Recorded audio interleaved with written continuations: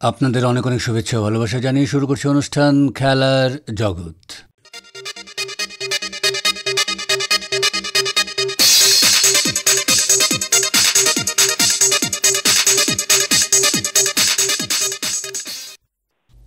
দিন তারিখ চূড়ান্ত না হলেও খুব শিগগিরই ফুটবল মরশুম শুরু করতে চলেছে শিলচর জেলা ক্রীড়া সংস্থা।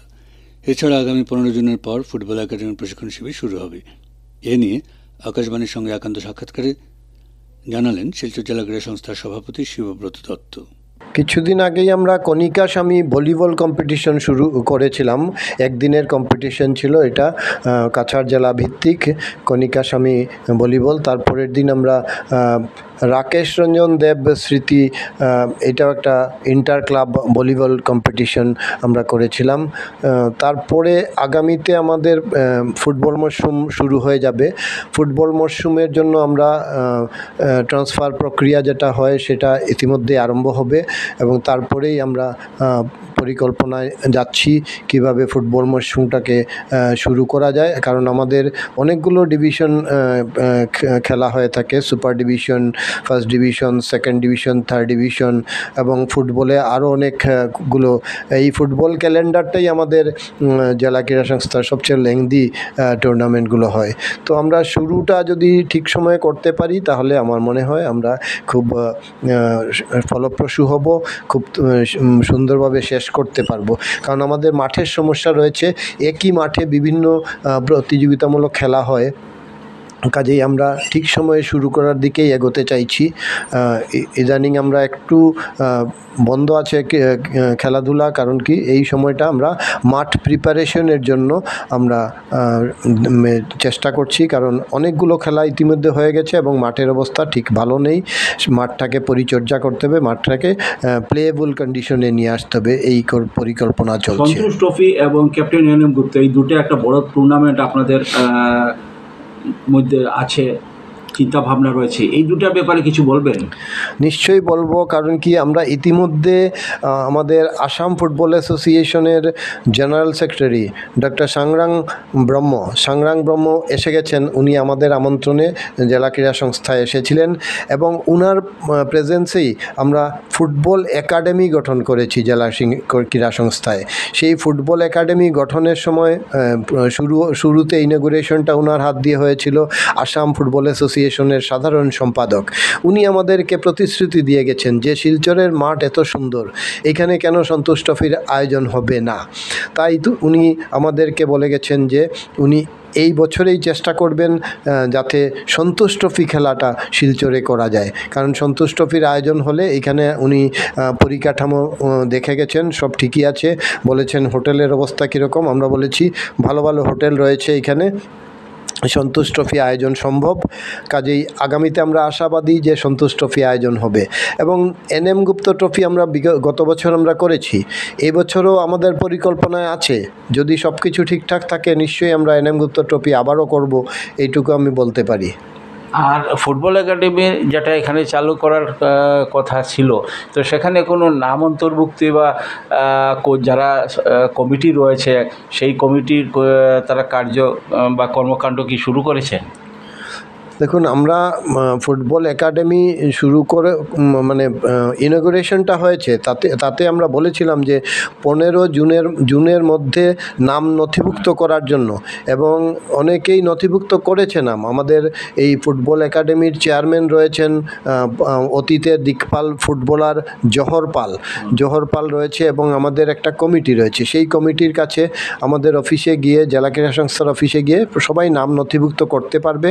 এটা একটা ন্যূনতম একটা চার্জেসও ঠিক করা হয়েছে। অ্যাডমিশন ফি 500 টাকা এবং প্রতি মাসে 500 টাকা একটা ফিস দিতে হবে। কারণ এই টাকাটা দিয়ে আমরা কোচের বেতন, তারপরে অনেকগুলো খরচা টরচা আছে, এইগুলো আমরা এইভাবে চালাবো। তো এই জিনিসটা প্রক্রিয়াটা চলছে। 15 জুনের মধ্যে যারা যারা নথিভুক্ত করবে আমরা বলেছিলাম তাদেরকে আমরা একটা জার্সিও দেব, সেই কথাতে আমরা এখনও আছি। যারা 15 জুনের মধ্যে নথিভুক্ত করতে পারবে নাম একাডেমিতে ভর্তি হওয়ার জন্য, তাদেরকে আমি আবারও আহ্বান জানাচ্ছি। এবং 15 জুনের ভেতরে সব লিস্ট পেয়ে গেলে আমরা আগামীতে আমাদের একাডেমির কাজ সুষ্ঠুভাবে শুরু করব এবং ভালো কোচের ব্যবস্থা করব। কোচিং হবে এখানে, যেভাবে আমাদের অন্যান্য বিভাগের কোচিংগুলো ভালো চলছে, ফুটবলেরও আমি আশাবাদী। এখানে অতীতে আমাদের এই অঞ্চল থেকে অনেক ভালো ভালো ফুটবলার তৈরি হয়েছিল এবং তারা সুনামের সঙ্গে আসামের স্টেট দলে খেলেছে। এই আমাদের কমিটিতে এরাও রয়েছে, প্রত্যেকেই। বাহারুদ্দিন রয়েছে, কৃষ্ণ বাহাদুর ছেত্রী রয়েছে। অতীতের দিকপাল খেলোয়াড়গুলোকে সবাইকেই আমরা মানে কমিটিতে রেখেছি, যাতে আমাদের এই একাডেমিটা খুব ভালোভাবে চলে। আচ্ছা, এই যে একাডেমির যারা অন্তর্ভুক্তি বা নাম অন্তর্ভুক্ত করবে, তাদের মধ্যে যদি সংখ্যা দেখা যায় যে তেমন আশানুরূপ সাড়া পাওয়া যায়নি, তাহলে কি সেই যে নির্দিষ্ট তারিখ দেওয়া ছিল সেটা কি আরও বাড়ানো হবে? না, সেই রকম কোনো পরিকল্পনা নেই। আমরা একাডেমি যাত্রা শুরু করে দেব। কারণ কি, খেলাধুলাটা এরকমই যে শুরু একবার হয়ে গেলে দেখবেন ছাত্র সংখ্যার অভাব হয় না। কারণ শুরুটা হচ্ছে কিনা সেটাই বড় কথা। আমরা যতজনই পাই তাদেরকে নিয়ে আমাদের যাত্রা শুরু করে দেব। হাইলাকান্দি জেলার মহিলা ফুটবলাররা বর্তমানে অনেকটাই এগিয়ে গেছেন, জানিয়েছেন মহিলা ফুটবল সংগঠক ইন্দ্রজিৎ সিনহা। আকাশবাণীকে দেওয়া একান্ত সাক্ষাৎকারে ইন্দ্রজিৎ সিনহা বললেন, সাম্প্রতিককালে তো বড় ধরনের কোনো টুর্নামেন্ট মহিলা ফুটবল আয়োজন হয়নি বরাক উপত্যকায়।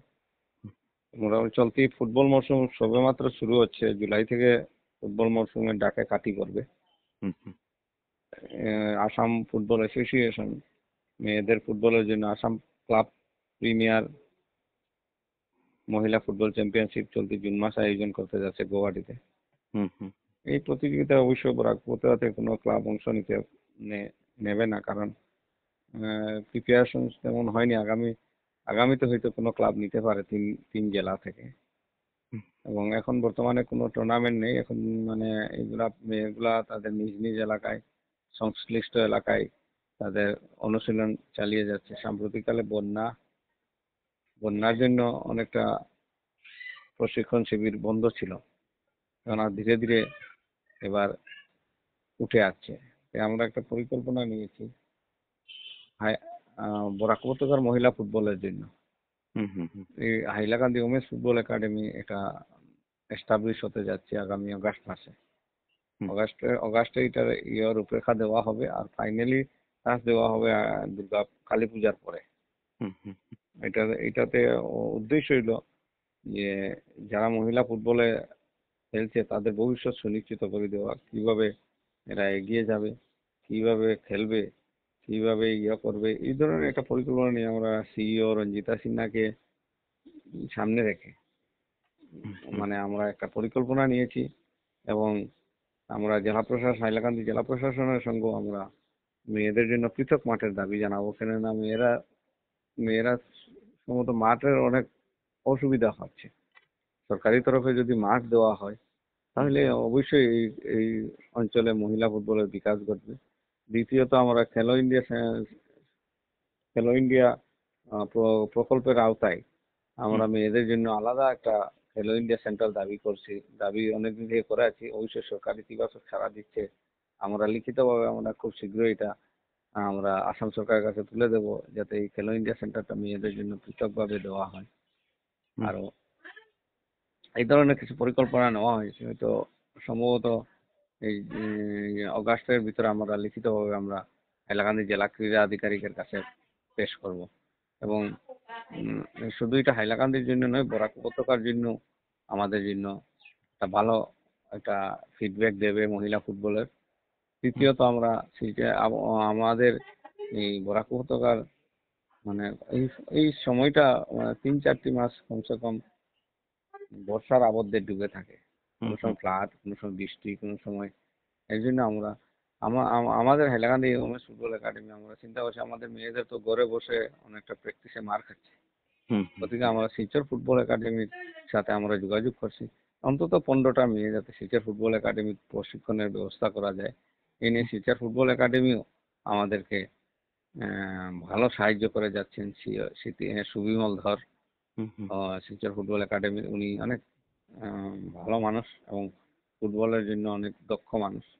উনি আমাদেরকে উম, যথাসাধ্য চেষ্টা চালিয়ে যাচ্ছেন। আমরা এই ফ্লাডের জন্য আমরা হয়তো যোগদান করতে পারিনি, হুম হুম হুম এবং আমাদের সঙ্গে এখন যোগ দিয়েছেন পরামর্শদাতা হিসেবে তীর্থ সুরিন, হুম প্রাক্তন ফুটবলার, হুম হুম রাজ্যিক স্তরের খেলোয়াড়, এবং উনি রাজস্থান ক্লাবে খেলেছেন ক্যালকাটা।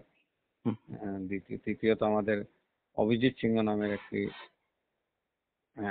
ছেলে, উনিও জয়েন করছেন, যে মানে আমাদের একাডেমির এই কাজকর্ম দেখে ওনারা যোগদান করছেন ক্রমশ।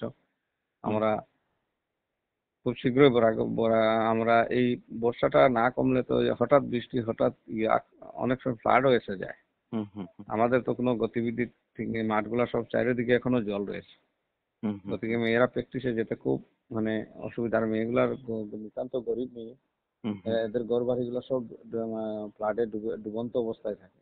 হুম হুম। ফলে প্রায় বাড়ি থেকে বেরিয়ে আসাও তাদের পক্ষে সম্ভব নয়। আরো হাইলাকান্দিতে জেলা ক্রীড়া সংস্থার মাঠে প্রশিক্ষণ কাজ চালানো যায় কিনা?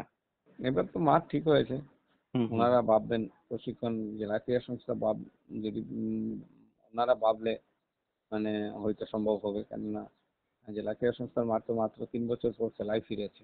হুম হুম ফলে অনেক এখন খেলার ঠাসা সূচি রয়েছে। এখন বর্তমানে ক্রিকেট চলছে, আগামীতে ফুটবল, ছেলেদের ফুটবল, বড় বড় মেগা টুর্নামেন্ট হবে। হুম হুম গতিকে এর ফাঁকে দিয়ে আমাদের সামনে জুলাই মাসে যদি আমাদের জেলা ক্রীড়া সংস্থা অনেক একদিন থেকে চেষ্টা করে যাচ্ছে, আগে থেকেও চেষ্টা করছে, এখনো চেষ্টা করে। হুম আমরা বলবো জেলা ক্রীড়া সংস্থার মাঠে যদি 10-15 দিনের একটা প্রশিক্ষণ আয়োজন করা যায়। হুম। হুম হুম আর চতুর্থত আমরা আরেকটি কাজ করেছি আমরা, যে আমাদের বরাক উপত্যকার হাইলাকান্দি ওমেন্স ফুটবল একাডেমির পক্ষ থেকে হুম হুম মিঠুন সরকার এবং কম্পু দাসের তত্ত্বাবধানে হুম আমরা বরাক উপত্যকার অসমিয়া জনগোষ্ঠী এবং খাসিয়া জনগোষ্ঠী মেয়েদেরকে আমরা মাঠে আনার চেষ্টা করছি, এবং ইতিমধ্যে আমরা ক্যাম্প শুরু করে দিয়েছি বরগুল অসমিয়া হাই স্কুল, হুম হুম যেটা আমাদের সীমান্তবর্তী, হাইলাকান্দি জেলার সীমান্তবর্তী।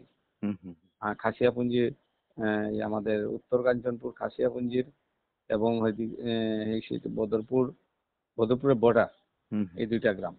বদরপুরের আওতা থাকলেও আমাদের মানে পুরো মানে প্রতিবেশী বললেই চলে, সীমানা নির্ধারণকারী আর কি দুটি গ্রাম। হুম হুম নিতাইছড়া পুঞ্জি আর বরগুল অসমে অবস্থিত। ওইখানের 20টা মেয়ে ইতিমধ্যে আমরা মাঠে নামিয়েছি আমাদের হাইলাকান্দি ওমেন্স ফুটবল একাডেমির হুম পক্ষ থেকে, এবং আমাদের মিঠুন সরকার উনি খুব যথাসাধ্য, এবং কম্পু দাস অসমিয়া হাই স্কুলের প্রধান শিক্ষক, হুম হুম ওনার নেতৃত্বে 15 জন মেয়ে অসমিয়া জনগোষ্ঠীর এবং খাসিয়া জনগোষ্ঠীর মেয়েরা এখন নিয়মিত প্র্যাকটিস করে যাচ্ছে। আমরা ওনাদেরকেও আগামীতে আমরা এই হাইলাকান্দি ওমেন্স ফুটবল একাডেমির তত্ত্বাবধানে আমরা বিভিন্ন মাঠে খেলাতে পারবো। এদের মধ্যে অনেক ভালো খেলোয়াড় রয়েছে, মানে সব দ্রুত মিলিয়ে শিখে যায়। সব মিলিয়ে হাইলাকান্দি জেলার মহিলা ফুটবলাররা এই মুহূর্তে কতটা এগিয়ে? এই মুহূর্তে মহিলা ফুটবলাররা এখন দুরন্ত এগিয়ে বলতে আমি বলবো চলতি মরশুম তো এখন সবেমাত্র শুরু হচ্ছে। হুম হুম সবাই প্র্যাকটিস যা যা মানে নিজ নিজ এলাকায় করছে। যে সময় টুর্নামেন্ট শুরু হবে তখন বোঝা যাবে কতটুকু এগিয়ে। এখন পর্যন্ত তো নেহা গুরুং হুম হুম আমাদের ইয়েতে রয়েছে, হুম আসাম স্টেট ফুটবল একাডেমির তত্ত্বাবধানে রয়েছে গুয়াহাটিতে।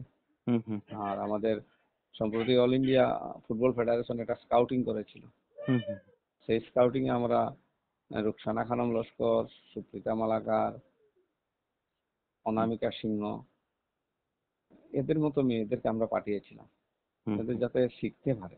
হুম হুম হুম এবং এমকে স্পোর্টস একাডেমি, হুম যেটা তিনসুকিয়া, হুম হুম হুম তাদের তত্ত্বাবধানে একটা ইয়ে হয়েছিল, প্রতিভা অন্বেষণ ক্যাম্প হয়েছিল ইয়েতে মণিপুর চা বাগানে আচ্ছা হাইলাকান্দির। হুম হুম এখানে আমাদের সুপ্রিতা মালাকার এই ক্যাম্পে চান্স হয়েছে। এমকে স্পোর্টস একাডেমি, অনিশা মালাকার, হুম পায়েল মালাকার, এই তিনজন, আরো একজন পেয়েছে আমাদের ইয়েতে, হুম পিঙ্কি ভাউরি, হুম ওরা চান্স পেয়েছে এমকে স্পোর্টস একাডেমি। ওদের নেতৃত্বে তত্ত্বাবধানে থাকার জন্য এখনো এমকে স্পোর্টস একাডেমি তাদের এই প্রশিক্ষণ শুরু করেনি, শুরু করলে এদেরকে মানে বার্তা পাঠাবে যাওয়ার জন্য, যোগ দেওয়ার জন্য। হুম হুম। সব মিলিয়ে বলা যায় ভালো অবস্থায় রয়েছে ভালো হাইলাকান্দি জেলা। অবস্থায় রয়েছে। এদেরকে আরো এগিয়ে নিয়ে যেতে হলে স্যার কঠোর পরিশ্রম করতে হবে। হুম হুম এবং আমি সাম্প্রতিককালে আমি একটু কিছুটা অসুস্থ হয়ে পড়ায় আমার মেয়েগুলা খুব চিন্তিত রয়েছে আর কি। হুম। তো আমি চেষ্টা করে যাচ্ছি, আমি আমার আমার যতটুকু করতে লাগে আমি আমার চেষ্টা করে যাচ্ছি মেয়েদের যাতে আপডেট করে দেওয়া যায়, যাতে মেয়েরা যাতে বিমুখ না হয়ে ফিরে মাঠ থেকে, হুম ওইটাই চেষ্টা করে দিয়ে যাচ্ছে। হুম। তো হাইলাকান্দি জেলা ক্রীড়া সংস্থার পক্ষ থেকে কোনো প্রয়াস রয়েছে কি এই আর ব্যাপারে? আমরা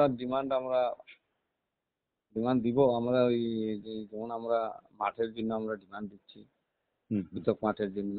খেলো ইন্ডিয়া সেন্টার হয়ে গেলে তো তখন আমরা ডিএসএও ইনভলভ থাকবো এটাতে, হুম খেলো হুম ইন্ডিয়া সেন্টারে। হুম। তো আমরা আশা করছি হাইলাকান্দি ডিএসএ আগে থেকেও যেভাবে চেষ্টা করছে আগামীতেও নিজেদের ফুটবলের জন্য আরো এগিয়ে আসবে। এই ব্যাপারে পরিকাঠামো উন্নয়ন দরকার রয়েছে। আমাদের মেয়েদের পরীক্ষার পৃথক মাঠ হলে আমরা কালীনগর এবং পাঁচগ্রাম দুটি জায়গার মধ্যে একটি মাঠের জন্য আমরা জেলা প্রশাসনের কাছে দাবি পেশ করতে যাচ্ছি, হুম হাইলাকান্দি জেলা প্রশাসনের কাছে। এবং আমাদের জেলা ক্রীড়া আধিকারিকের মারফত আমরা আসামের ক্রীড়ামন্ত্রীর কাছে একটা দাবি পেশ করতে যাচ্ছি, যাতে আমাদের কালীনগর বা কাটাখান বা হুম পাঁচগ্রাম হুম হুম এই অঞ্চলগুলোর মধ্যে যে কোনো একটা সরকারি খাস ল্যান্ডে যদি মেয়েদের জন্য একটা ছোট্ট একটা মাঠের ব্যবস্থা করে দেওয়া যায়, হুম। তাহলে আখেরে এই মহিলা ফুটবল হাইলাকান্দি তথা বরাক উপত্যকায় একটা বিরাট প্রভাব পড়বে। শ্রীভূমি জেলা ক্রীড়া সংস্থার আজীবন সদস্য ও জেলার অন্যতম ক্রীড়া সংগঠক বিমান বিহারী সিংহ আজ এক সাক্ষাৎকারে আমাদের প্রতিনিধিকে জানান, জেলার প্রতিটি বিদ্যালয়ে পিআই শিক্ষক নিযুক্তি হলে খেলাধুলার মান অনেকটাই বাড়বে। তিনি বলেন, আমরা ডাইরেক্টর অফ স্পোর্টসের কাছে আমরা আবেদন রেখেছিলাম যে আগের মতো প্রত্যেকটা স্কুলে পিআই পোস্ট করে একটা ছিল, যারা খেলাধুলা চালিয়ে যেত এবং তারা সেই খেলাধুলা কীভাবে চালাতে হয় বা কীভাবে খেলতে হয় সেই অনুশীলনগুলো বিদ্যালয়ের ছাত্রছাত্রীদের দিতেন। আমরা সেটা খুব উপকৃত হয়েছিলাম আগে। এখন এক জেলাতে একটা স্কুল বাদে হয়তো আর কোনো পিআই নাই। আমরা অনুরোধ রেখেছিলাম যে প্রত্যেক বিদ্যালয়ে পিআই, একজন করে পিআই দেওয়ার জন্য, খেলাধুলার উন্নতির জন্য।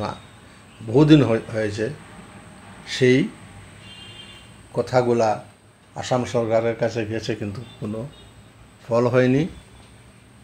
কোনো শিক্ষক কর্তৃক খেলাধুলা চালিয়ে যান, কিন্তু কোনো ট্রেন টিচার মানে পিআইয়ের মতো কোনো টিচার আমাদের এখানে নেই। সেটায় অনেক ক্ষতি হচ্ছে। স্কুল লেভেল থেকে তো ছেলেরা এই বড় আসরে আসবে, তো এই জায়গাটা এখনো পূর্ণ হয়নি। তো আমাদের প্রত্যেকটা জেলা ক্রীড়া সংস্থাই এই ব্যাপারে ওয়াকিবহাল এবং প্রায়ই সরকারকে এই কথাগুলি তুলে ধরছেন এবং হয়তো এই সরকার কর্তৃক আবার আমরা প্রত্যেক বিদ্যালয়ে একজনে করে পিআই আমরা পাবো, আমি আশাবাদী। তো আগে তো আপনার সময় স্কুলের কম্পিটিশন হতো, সামার ক্যাম্প হতো, উইন্টার স্কুলের প্রতি খেলাধুলার দায়িত্ব এখন দিয়েছেন। আগে তো জেলা ক্রীড়া সংস্থা বা কোনো স্কুল কর্তৃক এই টুর্নামেন্টগুলো পরিচালনা হতো, মানে এই স্কুল টুর্নামেন্ট যেগুলো হতো ইন্টার ডিস্ট্রিক্ট। আমাদের এখানে ছিল করিমগঞ্জ, হাইলাকান্দি, শিলচর মিলিয়ে আমরা টুর্নামেন্ট আয়োজন করেছি। এটা একটা বিশাল ব্যাপার ছিল। তো এগুলা বহুদিন ধরে বন্ধ। এবং স্কুল লেভেলে খেলাধুলার দায়িত্ব যেমন জেলা ক্রীড়া সংস্থা কিছুটা নেই, school league, football league, cricket league, volleyball, এগুলা জেলা ক্রীড়া সংস্থা করায়, কিন্তু মূল দায়িত্ব কিন্তু সরকার দিয়েছে। প্রত্যেকটা জেলায় একজন করে স্পোর্টস অফিসার দিয়েছে। ওরার দায়িত্ব হলো এই স্কুল থেকে প্লেয়ার বার করা এবং সেটা রাজ্যিক স্তরে খেলার উপযুক্ত করার এবং রাজ্যিক স্তরে কম্পিটিশনে অংশগ্রহণ করার। সেটার ঘাটতি আছে আমাদের তিনটা জেলায়, সেই দিকেও দৃষ্টি দেওয়ার প্রয়োজন আছে। জেলা ক্রীড়া সংস্থাগুলো আমরা অনুরোধ করব, আপনারা সরকারের সাথে আলোচনা করে এর বিহিত একটা ব্যবস্থা করার জন্য। আগে স্কুল টুর্নামেন্ট মানে বিরাট ব্যাপার। স্কুল টুর্নামেন্টের খেলা অনেক ভালো স্ট্যান্ডার্ডে খেলা হতো করিমগঞ্জে, আমরা দেখেছি।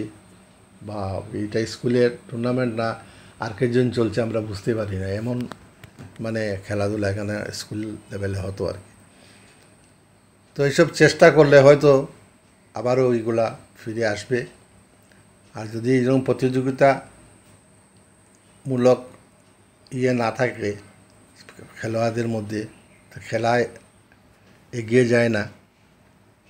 তো এইরকম যদি ইন্টার ডিস্ট্রিক্ট এই জোন হিসাবে যেমন করিমগঞ্জ, শিলচর, হাইলাকান্দি মিলে যদি স্কুল টুর্নামেন্টগুলো হতো আগের মতো, নিশ্চয়ই ফুটবলার আমরা পেতাম। তাই আশা করব তিনটা জেলায় একসঙ্গে বসে এগুলার কিছু ফুটবলের উন্নতি করবে, এগুলার চেষ্টা নেবে। এবং সরকারকে অনুরোধ করছি যে সরকার কর্তৃকও এইগুলার প্রতি দৃষ্টি দেওক, যে আমাদের নতুন প্রজন্ম থেকে অনেক খেলোয়াড় আসাম পেতে পারে, তার জন্য চেষ্টা করতে। তখনকার সময় তো দর্শক ভর্তি, মানে মাঠের প্রচুর দর্শক ছিল। মাঠের দর্শক মানে দাঁড়ানোর জায়গা পাওয়া যেত না, এরকম দর্শক হতো স্কুল টুর্নামেন্টে। আর কে জন্য তো হতোই, কিন্তু স্কুল টুর্নামেন্ট বিশেষ করে আমাদের এখানে পাবলিক স্কুল এবং নীলমণি স্কুল দুইটা খুব ভালো স্কুল ছিল, গভর্নমেন্ট স্কুল তিনটা। তো এদের খেলাধুলা হলে লুকারণ্য, যেমন ছাত্ররা মাঠে সবাই উপস্থিত থাকতো, তৎসঙ্গে ক্রীড়াপ্রেমী জনসাধারণ যারা করিমগঞ্জের আছেন তারাও এই বিশেষ খেলাগুলা তারা পর্যবেক্ষণ করতেন, দেখতেন, আনন্দ পেতেন। এবং সেখান থেকে অনেক ফুটবলার আমরা পেয়েছি এবং ওরাও রাজ্যিক দলে অনেক ফুটবলার খেলেছে। এখন তো মাঠের দর্শকের অনেক অভাব, তার কারণটা কি? তবে ফুটবল যদি আমি ওই যে আমন্ত্রণমূলক ফুটবলের কথা বললাম, এগুলো যদি আবার চালু হয়, ফুটবলের প্রতি আগ্রহ বাড়বে। আর ওই যে পিআই যারা আছেন, আগে পিআইয়ের একটা দায়িত্ব ছিল যে স্কুলের খেলার সময় সব ছাত্রকে নিয়ে মাঠে থাকবার একটা নির্দেশ প্রত্যেক স্কুলের অধ্যক্ষরা দিতেন।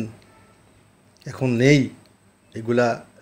আবার যদি চালু হয়, পিআই পোস্টিং হয় প্রত্যেকটা স্কুলে, তবে নিশ্চয়ই এগুলো আবার মাঠে সেই রকম দর্শকের সমাগম হবে বলে আমি মনে করি। তো আপনাদের সময়ে কি কি ইভেন্ট হতো স্কুল লিগগুলোতে? স্কুল তো আগে ছিল, এই যে বললাম ইন্টার ডিস্ট্রিক্ট, যেটা ফুটবল হতো আর কি, ইয়েতে মানে ফুটবল নয়, এই অ্যাথলেটিক্স মিট এবং ফুটবল একসাথে হতো স্কুলে। প্রত্যেকটা স্কুল পার্টিসিপেট করতো সেখানে সব খেলা ছিল। অ্যাথলেটিক্স, সমস্ত অ্যাথলেটিক্স যত আইটেম আছে, অ্যাথলেটিক্স হতো, ফুটবল হতো, ভলিবল হতো, ক্রিকেটও হতো। এটা বিরাট ব্যাপার, যেখানে হতো একবার করিমগঞ্জ, একবার শিলচর, একবার হাইলাকান্দি, ঘুরে ঘুরে সেটা হতো। এবং প্রত্যেক আইটেম, বিশেষ করে অ্যাথলেটিক্স, তারপরে এইগুলা মেজর যেগুলা ফুটবল, ভলিবল, ক্রিকেট, হকিটা হতো না। কিন্তু এই টুর্নামেন্টে অনেক দর্শক থাকতো, অনেক লোক থাকতো এবং তিনও ডিস্ট্রিক্টের প্লেয়ার একটা বাছাইয়ের পর্ব সেখান থেকে হয়ে যেত। তো সেই দিনগুলা আবার ফিরে আসুক, আবার খেলার প্রতি ছেলেরা উৎসাহ হোক, জীবনে ওরা প্রতিষ্ঠিত হোক খেলার মাধ্যমে। এখন তো খেলার একটা গুরুত্ব আছে, ভালো খেললে, রাজ্যিক স্তরে খেললে ভালো চাকরি পাওয়া যায়, এগুলাও আছে। আমি এই প্রজন্মের প্রত্যেক যুবক যুবতীকে অনুরোধ করছি, আপনারা খেলার প্রতি এগিয়ে আসুন এবং খেলার মান যার যার জেলাতে এগিয়ে নিয়ে যান, এটাই আমার অনুরোধ রইল তাদের কাছে।